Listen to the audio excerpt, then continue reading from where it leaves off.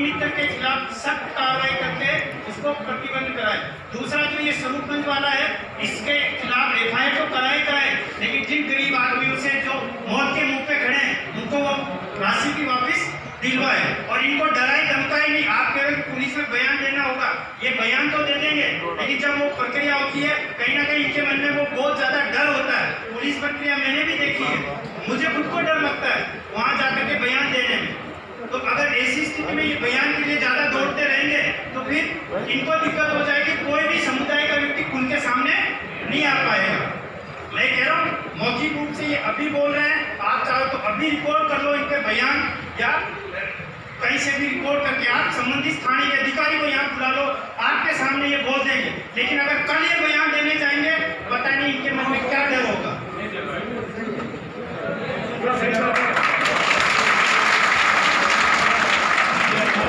ये अभी labour officer साहब से सुनना चाहेंगे, आपको क्या लगता है कि इसमें एफआईआर आपके डिपार्टमेंट को दर्ज करना चाहिए कि नहीं?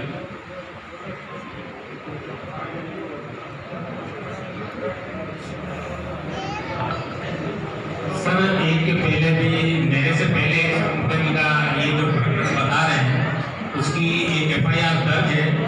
मैं आज जाके उसकी जांच करूंगा कि ये वही व्यक्ति है या कोई और व्यक्ति है। अगर वही है तो उसमें एफआईआर की जो जांच चल रही है उसमें इसी तथ्यों को हम इंक्लूड करेंगे। वो एफआईआर किसने दर्ज की? और श्रम विभाग से नहीं करवाई थी सर, श्रम विभाग नहीं कराई थी। और तो आपको तो 2 मिनट लगेगा पूछने के लिए किसके नाम? नहीं सर, हमारे को सर इसके बारे में जानकारी नहीं थी। आगे प्रकरण सामने लेकिन पता करने में कितना टाइम लग जाएगा? नहीं सर, हम तो अभी तुरंत इनकी सिविल से आप पता कीजिएगा ना, ताकि वो आप जाके वापस पता करोगे, फिर आओगे, फिर देखोगे। क्योंकि वो ये वाला मामला नहीं है, तो आप फिर इसमें मामले में आप दर्ज करके स्वरूपगंज में जो कटी वो लोग की बात कोई बात ये धर्मेंद्र की वाला है क्या? इसका यूनिट भी है क्या? नहीं सर, वहाँ पे मित्र से वो व्यवहार बना रखा है उसने, और खुद एक संस्था के नाम से, दीपक संस्था के नाम से रजिस्टर्ड है। कोई पर्ची दी थी, कोई एक यूनियन की। हाँ, वो यूनियन के नाम से पर्ची काटता, सदस्य बनाता, फिर कहता तेरे को सहायता दिलाऊंगा तो मुझे 10%, 20%। वो टका जो मांगता है, लेकिन वो यूनियन है या वो संस्था है या वो यूनियन है या वो तीनों है? पहले जो यूनियन था, जब वो एक्सपोज होना शुरू हो गया तो फिर उन्होंने अपनी एक संस्था बना ली, यूनियन को छोड़ दिया, वो संस्था के नाम से उसका हमको कर रहे हैं। यहाँ कुछ रसीद तो यूनियन की आई है, ट्रेड यूनियन की है रसीद। पहले यूनियन का था एक रसीद। ये सर वो ये रसीद आई वो श्रमिक डायरी के लिए पैसे दिए। श्रमिक डायरी के लिए पैसे दिए।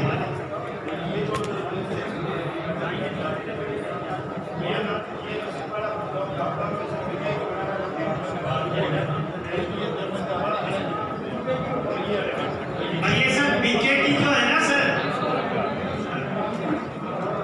सर बीकेटी है जो, ये दूसरा है और वो दूसरा है। तो दूसरा है जी सर। तो ये भी पैसा ले रहे हैं, किसके लिए ले रहे हैं? ये सदस्य बनाने के नाम पे 320 रुपए, और मजदूर को दावा करता है कि तेरी मजदूर डायरी बना दूंगा, और फिर वापिस आता ही नहीं है, पैसे ले जाता है। दावा करता है ना सर वो तो। हर गांव में करता है, ग्राम पंचायत में कैंप लगा देता है उनके सर। पास एक दावा लेटर जमा नहीं कराता। जो कि इनको दिया गया है। ऐसे भी प्रकरण निकालो जिसमें ये कहा गया हो कि आपको सिलिकोसिस नहीं होगा और सिलिकोसिस का सर्टिफिकेट दे देंगे। Thank you.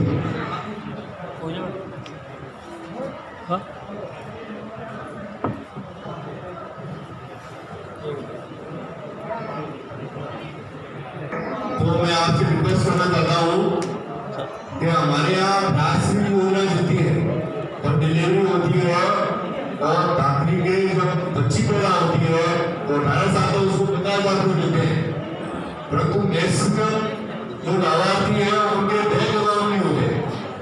तो मेरा निवेदन है भाई अपनी बच्चियों के और अपनी जो बेटी जो भाई बहन है, पत्नियां हैं, उन सबके अकाउंट जुड़ा देंगे, इससे हम ये सरकार का लाभ आपको दे सकें।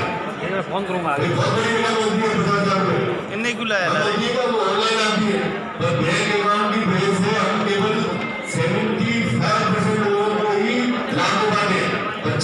हैं जिससे वंचित रहे।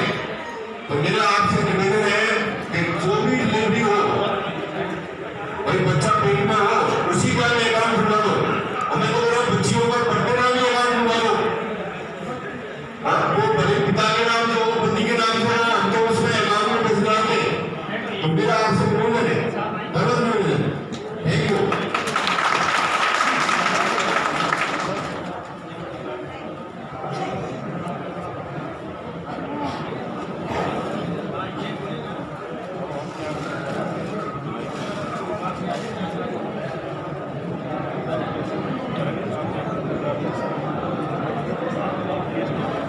तो ये दलाल पैसा नहीं आता, और इसका जो सबसे बड़ा कारण है वो है वही देरी और स्पष्टता नहीं होना कि आपका आवेदन रद्द कर दिया गया है, लोग पैसे देने को मजबूर हो जाते हैं, लंबे लंबे समयों पे प्रक्रियाएं नहीं होती है, लोग पैसे देने को मजबूर होते हैं।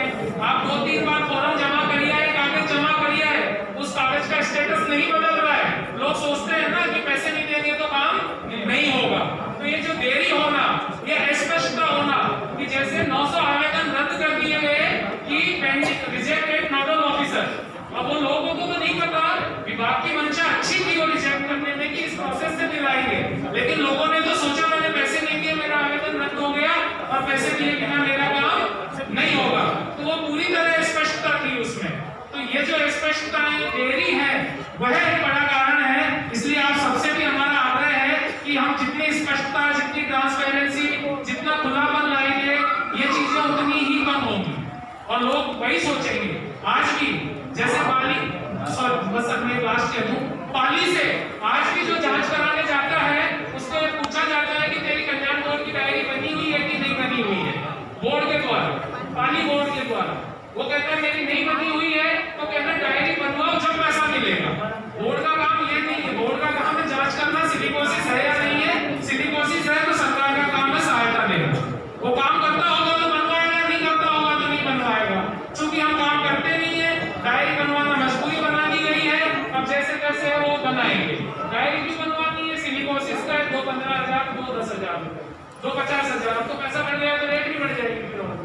आपको सर ने कहा है कि डायरी भी नहीं हो तो फिर कितना आपको उससे मिलेगा। आपको लगता है आपका आवेदन रिजेक्ट हो गया है, सिर्फ आपको सिलिकोसिस नहीं है, तो कोई भी रेगुलर वहाँ एक्सेस करा के आप पूछ सकते हो मेरे को सिलिकोसिस है कि नहीं है। किसी भी रीजन से आप पूछ सकते हो, एक्सेस कहीं करा के मेरे को सिलिकोसिस है कि नहीं है। भाई आजादी के इतने साल बाद आप पढ़े लिखे हो गए, हम तो कर सकते हो ना, हम हमारी तरफ से पुलिस हो गया, तो आप दलालों को चक्करों से मुक्त हो जाओ, तो आपको मालूम पड़ जाएगा कि मेरे को सिलिकोसिस नहीं है, तो अपने 5 लाख नहीं बनी, अपने माध्यम से शुक्रिया अदा करना चाहिए कि भाई अपन कर दिया। तो आप कौन सा भी काम कर लो, बहुत सारे एमपी रेडियो में किसी से भी काम कर सकते हो। धन्यवाद।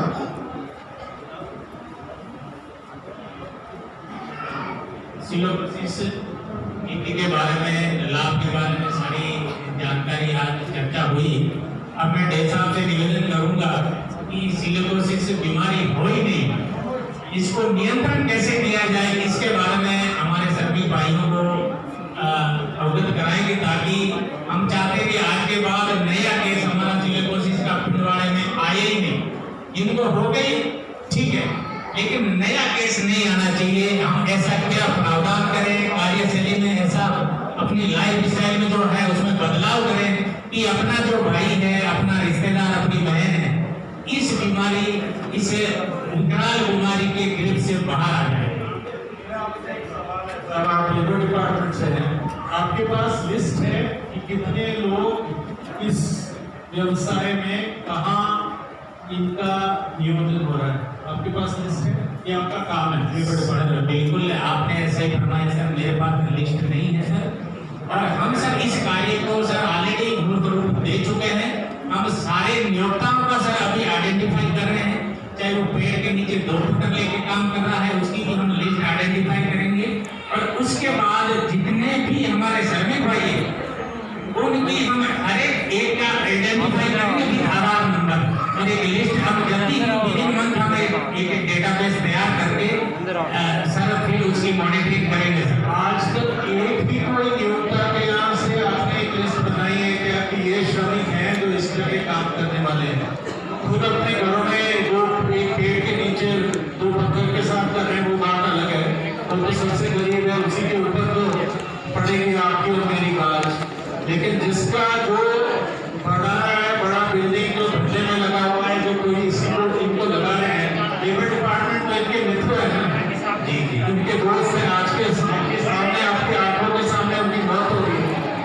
आपने जो सवाल उठाया बहुत सही सवाल उठाया, बहुत धन्यवाद आपको। लेकिन इसमें हमारा आपका रोल क्या है?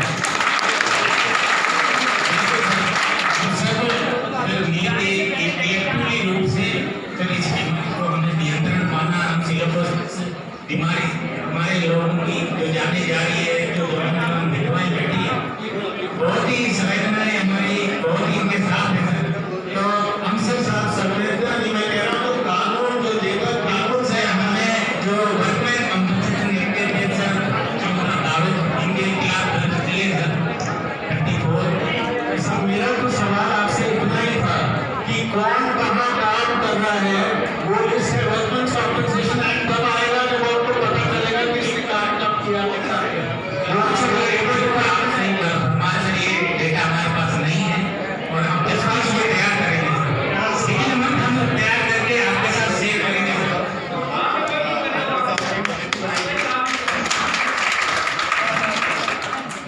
सर। मैं थोड़ा बोलूँगा हमारी एक बार कलेक्टर साहब ने कमेटी बनाई थी और हम लोग इसमें गए थे। मेरे को ये समझ में आता फैक्ट्री जब इनका श्रमिक ESI का पैसा नहीं देती, ESI का हैंडल नहीं कराती, तो वो मजदूरों को लगा कैसे देती, जिससे इनके लाभ से बच जाते हैं। इस पर कार्रवाई होनी चाहिए। तो सर कौन करेगा सर? कार्रवाई कौन करेगा? लेबर डिपार्टमेंट आपके पास बैठा है, वही हो सकता है।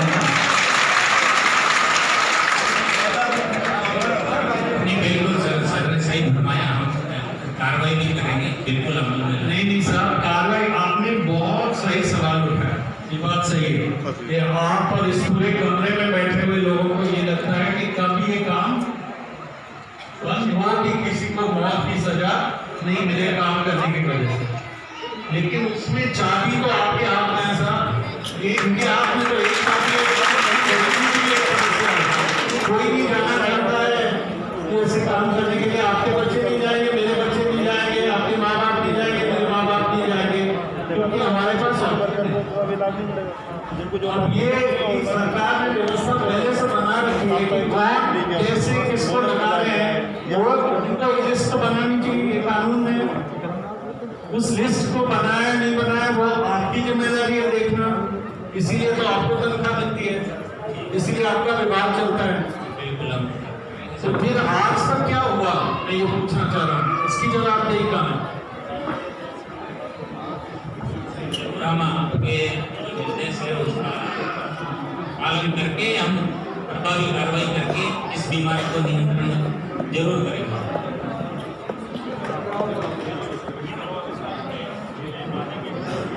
किसी भी फैक्ट्री में काम करते हैं तो उसको प्रोटोकॉल होते हैं, मास्क का, बेटी का, इनका ध्यान रखें भाई।